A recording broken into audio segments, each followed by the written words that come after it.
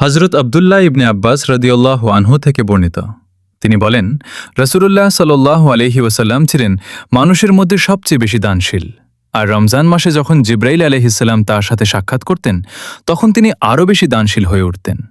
রমজানের প্রতি রাতে জিব্রাইল আলাইহিসসালাম তার সাথে সাক্ষাৎ করতেন এবং তারা একে অপরকে কুরআন শোনাতেন, কুরআন তিলাওয়াত পুনরাবৃত্তি করতেন। নিশ্চিতভাবেই জিব্রাইল আলাইহিসসালাম যখন তার সাথে সাক্ষাৎ করতেন, তখন রাসূলুল্লাহ সাল্লাল্লাহু আলাইহি ওয়াসাল্লাম কল্যাণ ও দানের কাজে প্রবাহিত বাতাসের চেয়েও বেশি বেগবান বা উদার হতেন। মূল শিক্ষা: রমজান ও কুরআনের সম্পর্ক। রমজান মাস হল কুরআনের মাস। এই মাসে জিব্রাইল আলাইহিসসালাম নিজে এসে রাসূলুল্লাহ সাল্লাল্লাহু আলাইহি ওয়াসাল্লামের সাথে কুরআন রিভিশন বা তিলাওয়াত বিনিময় করতেন। দানশীলতার শিক্ষা: রাসূলুল্লাহ সাল্লাল্লাহু আলাইহি ওয়াসাল্লাম এমনিতেই অত্যন্ত দানশীল ছিলেন, কিন্তু রমজানে কুরআনের চর্চার কারণে তার উদারতা মুক্ত বাতাসের মতো চারদিকে ছড়িয়ে পড়ত। এটি আমাদের শেখায় যে কুরআন বোঝার ও পড়ার অন্যতম প্রধান বহিঃপ্রকাশ হল মানুষের প্রতি কল্যাণকামী ও দানশীল হওয়া।